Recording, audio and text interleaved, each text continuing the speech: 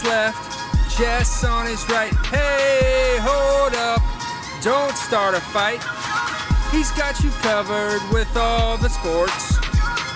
Don't fret, he's wearing shorts. It's time for Waking Jake in the morning, Waking Jake at night.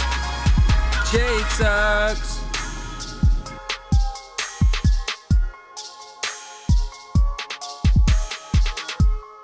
Woo. Woo. Good morning or afternoon or whatever, Bakers. Happy Monday. How about that? October 17th. Felt like it was summer 3 weeks ago.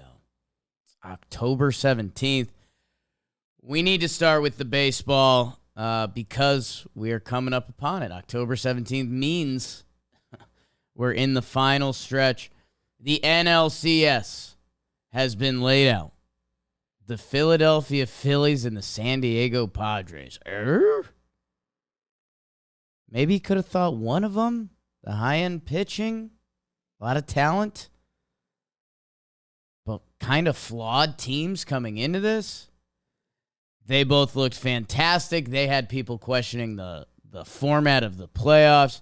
And we'll get to that in a second. But leading into that, the Houston Astros took care of their business against the Seattle Mariners. They sweep them in 3 games. The Mariners won 2 of them. But Houston swept them. I don't know. Call it playoff experience. Call it baseball luck. Call it whatever it is. I mean, that first game will live in Seattle infamy forever. They put up a big lead on Justin Verlander and the Astros. The Astros only had 3 games. They only used their 3 starters. Verlander, Framber, McCullers. Yeah. And their bullpen. Bunch of days off, like even when you kind of had to play 2 games. Well, and we might even get a rest versus rust conversation coming soon with them as they await the winner of the Yanks and the Guardians. First, let me give Houston some love. Again, these tight 3-5 game sets that have become a big topic around baseball, and I agree on them becoming a big topic. And with the wild card teams advancing in the National League, Houston handling their business is even more impressive. And that one swing by Jordan, I mean, swung a whole series. Trev said it, and I still think baseball-wise, his voice should hold more than mine because of some of his experiences, not all. Mariners played with them. You know, they played 18 innings shutout. They had won that game 1. At the end of the day, it almost makes you feel worse, right? Because you were there. They were there, and they could have punched the Astros in the mouth a little bit, gotten that second game in Seattle. Who knows, especially if you steal a 17-inning game. It doesn't happen. They get swept. Houston, for the 6th year, they will be going to the ALCS. The 6th year. You got a COVID season in there that was funny business, different playoff format. You got a different playoff format this year. It doesn't matter. I was looking at some of the 2017 Astros that are famous for the wrong reasons at this point, and this current Astros team, and it truly is. It's crazy. I mean, Gurriel, Altuve, and Bregman have kind of been the constant since then. I remember when Bregman was the new up-and-coming guy on that team. Like, will he fit in? Is he going to... He can play shortstop. Will he play third? He's worked out fine. Jeremy Pena, unreal, man. You look at a lot of stats, and his season-end stat line, 253, 289, a 715 OPS. Ended up right around league average, OPS plus. 22 homers, 11 steals. We saw him racking up WAR earlier this year, and even at the end of the year. Baseball Reference has him at a 5-WAR season, basically, because he can pick it, which is important at shortstop, which we'll get at in a minute. But, Pena in, Correa out. So let's see what young Jeremy Pena becomes. I mean, he's got a ceiling to him. He hit second in this lineup. Like I just mentioned, his OPS plus comes out to close to league average. I mean, he's hitting in between Altuve, and Jordan. And he set up Jordan twice that allowed them to win games. Well, actually, he won the third one himself. So, Kyle Tucker was a baby and a dream on the 2017 Astros. He is now one of the best players in the league. Jordan wasn't there. George Springer out. Marwin had a good year that year for the Astros in 2017. Josh Reddick was floating around. They lost Michael Brantley this year. I thought that was going to hurt them more. It has not. They traded for Trey Mancini. He hasn't fully contributed. Maybe a boycott, man of the people. The other thing that was crazy impressive in going back to 2017, trade deadline, they traded for Justin Verlander. They put him in the lab. If we're being honest, a little bit of sticky stuff, a little column A, a little column B. He was lights out. The other guy, the young up-and-coming pitcher, the Bregman of that team, was Lance McCullers Jr. It's just so crazy when we picture football teams and their dynasties, whether it's Brady, Rodgers, who we'll talk about them in a little bit. They had tough weekends. You picture a lot of the same names, whether coaches, quarterbacks, basketball teams, obviously the same names, LeBron, KD, whoever's there, Steph Curry. These are 26-man rosters now, and the organization they have set up, especially their pitching. We don't talk about it enough with Houston. Luis Garcia with 5 innings out of the bullpen. Scoreless, 5 innings. Christian Javier had a 2.54 ERA this year in 25 starts. Would that be your team's best starting pitcher? Close to it? Not our Yanks. What's up, Nestor? Justin Verlander had a 1.75 ERA. That would be your team's best ERA and starting pitcher. And Framber was more consistent than either of them. So, by the way, with the best bullpen in the league. So, Houston goes on to the CS. What they are as a team and a franchise outside of that whole cheating scandal is crazy impressive. And you can start to separate those lines now. Like, it's 2022. 6 years later. Not saying you got to forgive that, but don't really bring that to this team, and especially Yordan Alvarez, who needs to be respected as probably the best lefty hitter in baseball right now. He's dominating the playoffs, 306, 406, 1.019 OPS during the regular season. So, waiting for them, and we'll wrap up some AL before we get into the NL a little more. My Yankees versus Chris Rose's Guardians. And there will be a Game 5 tonight, brought to you by DraftKings. And by the way, how about this? October 17th, basketball is back. The NBA is coming back this week. And DraftKings is the official sports betting partner of the NBA. New customers can make any $5 NBA moneyline bet and get $200 in free bets if your team wins. That's a money line. So if you see Golden State versus, who's a terrible team? Who's going to be bad this year? Sacramento? Kind of every team has too many good players. Potential and youth. Hey, find the game you like. San Antonio's tanking. Sure, pop. Wembayama season. Anyways, they've got their same game parlays too. That make it easy to rack it up. I had a nice little day yesterday, 3 for 3. Whoops. Download DraftKings Sportsbook app now and use promo code JOHNBOY. Make any $5 bet this week and get $200 in free bets if your team wins. Only at DraftKings Sportsbook with promo code JOHNBOY. Minimum age and eligibility restrictions apply. See show notes for details. All right, Yankees, Guardians, they play tonight. Game 5, Yankees win. Sounds dumb. A must-win Game 4. In Cleveland, they bring it back to the Bronx. The Yankees and Guardians have a history of ALDS Game 5s. The Yankees and the AL Central have a history of this point of the Yankees doing really well.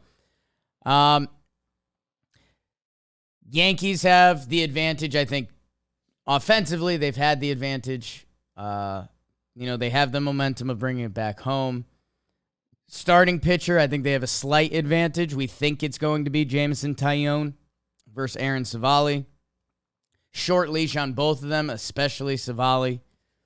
And that's where the Guardians' advantage then kicks in. The Guardians, they have a fully rested bullpen. The last time we saw their bad man, Emmanuel Clase, he pitches as well as anyone in baseball. He had 33 pitches on Friday. Dominated the Yankees for 2+ innings. We haven't seen Karinchak since then. He threw 29 pitches. He did not look great. And Trevor Stefan looked really good. Actually struck out the 4 batters he got out in the 1.1 innings. So, and they've had a couple guys contributing the last couple nights. Henches, De Los Santos. They are fully rested in their bullpen. The Yankees bullpen, that's normally a strength of this team. Even if you go back to Yankees dynasty, obviously you think of Mariano.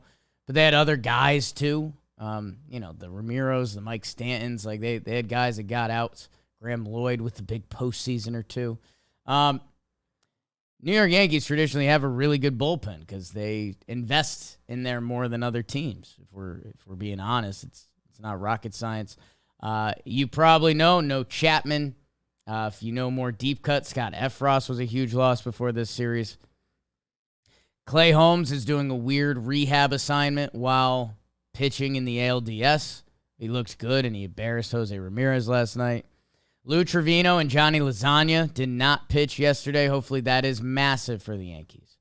Johnny Lasagna can be a 2+ guy for you, and I hope they push him that way. Lou Trevino, kind of same. That guy can get you 2 if you really needed it. If we're being honest, the answer probably lies with a 1.1 and a 1.2 out of those guys. And then I think they're going to give it to Clay Holmes on the back end. Wandy Peralta comes in for a 7-pitch save, his 3rd consecutive day pitching. And it was a 2-run game last night, right? So 1 base runner, it would have been hold on to your butts. Mm-hmm. That guy is nails, who he's been all year for this team, who he's been since he's come over to the Yankees. A special guy on and off the field. It just gets tricky if Jameson Taillon is really struggling early. If it's looking like J-Mo's going to get 1 time through the lineup, which is your minimum, like if we're looking at a 1.2 or a 2.1, the Yankees are going to have to tap into a Domingo Germán, a Lucas Litke, Clark Schmidt, who was put into a tough spot, but he's also like a 1-inning guy at this point. Clark Schmidt hasn't been stretched out. He goes 2. You'd like to assume he can go 2 because he was stretched out, but I mean, they tried to make him a 1-inning guy down the stretch because of, I think, what we saw in Game certainly 3. stopped stretching him. Yeah. So the Yankees do not have the bullpen advantage. They made the IKF switch. If you want to hear more thoughts on that, you can check out Talking Yanks. We talked about it throughout the year. I was going to say you can check out basically any episode we did all year. Yeah, that was funny. Jimmy, but the most recent one. Our guy Joe's McFly calls it monkey mode. I think that's from Bino, one of the early Bino streams. Jimmy was having a bad time, and he grabbed the monkey, and it was sad. It was a sad experience. Jimmy was in monkey mode. He doesn't believe in the people that are making the decisions for the Yankees, and he has a lot of right to do that. Hopefully, IKF,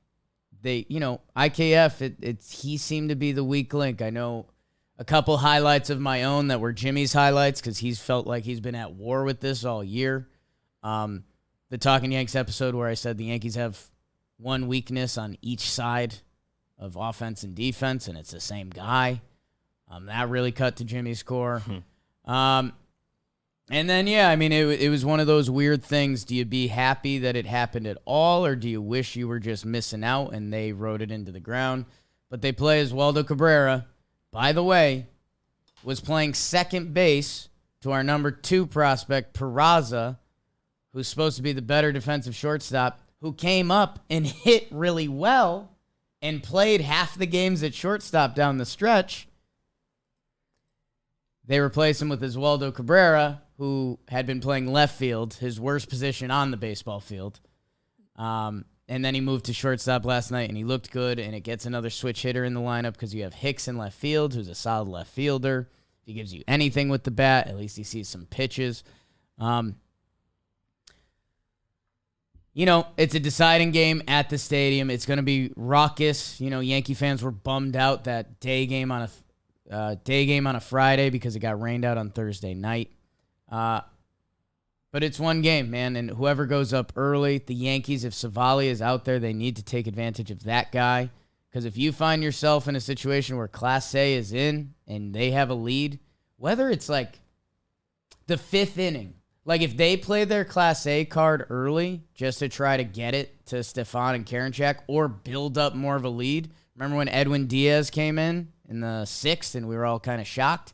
But guess what? The Mets put up a crooked number. It worked. I mean, big game feels. Let's see who will be a hero. Harrison Bader has had a monster series. Judge had the one big home run. I would love to get another moment out of him. And if the Yankees move on, and this is where Jimmy was kind of broken the other day, because they had a really good chance. Garrett Cole shoved. That's why you have Garrett Cole. The big bad wolf in Houston is waiting. And if the Yankees do make some of the decisions that they had been making previously, Houston could embarrass them at the party, because Houston does this party every year. If the Yankees start making some changes, and they have a chance, and there's a couple guys, Andrew Benintendi and Marinaccio, have been basically rehabbing during this series. Win tonight. Let's figure all that out tomorrow, and let's get Houston Yankees Part 3, the trilogy, some boxing stuff, Inside Boxing Live. Phillies and Padres, they tip off. I won't give you the full deep dive preview, as we'll be doing it on Talking Baseball coming up soon. I think it's going to be out today. Here's what I'll say. Everyone was mad about the playoff format. These division winners are too well rested, and how does it happen? Well, if the Yankees win tonight, the two AL teams that had more rest, by the way, with the extra off day, they would have taken care of their business. And it's not like Cleveland won their division. It's not like that. Like the AL ends up kind of chalk either way. I mean, obviously Yankees were favored over Cleveland, right?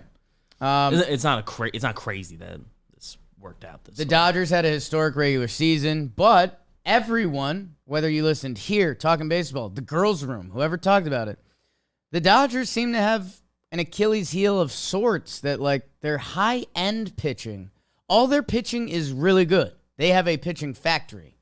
But their high-end playoff performance, drop your nuts on the table, the other teams have more dudes. And that's kind of what happened. Hader at the end of the Padres bullpen has been incredible and lights out. Suarez has almost been better than him. He's got to opt out, make a ton of money.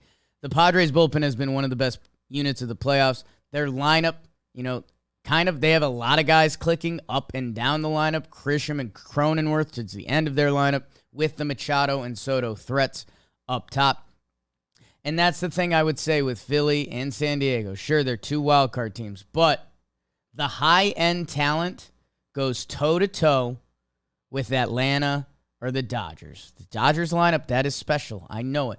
The Braves, they have talent everywhere. The Braves, the bigger issue was injuries, man. Strider, that game changed the whole series, right? He tries to come back in one pitch, and you're down 4. The first pitch he loses velo on, so you can't fully blame yourself, but you can. The Phillies have the high-end talent. So does San Diego. So did the Dodgers and the Braves. And they might have been built better for the regular season. In the postseason, bullpen can almost become a wash instantly, because it depends whoever's hot. And those top-end starting pitchers, whether you're Snell, Musgrove, Darvish, Clev, or whether you're Philly and you're Wheeler, Nola, Suarez, they have the formula. And that Philly lineup, let's not pretend like that's not a bunch of dudes. Those are all dudes. So that's going to be a really exciting NL series. That kicks off tomorrow. We will be streaming throughout, and we will see you there.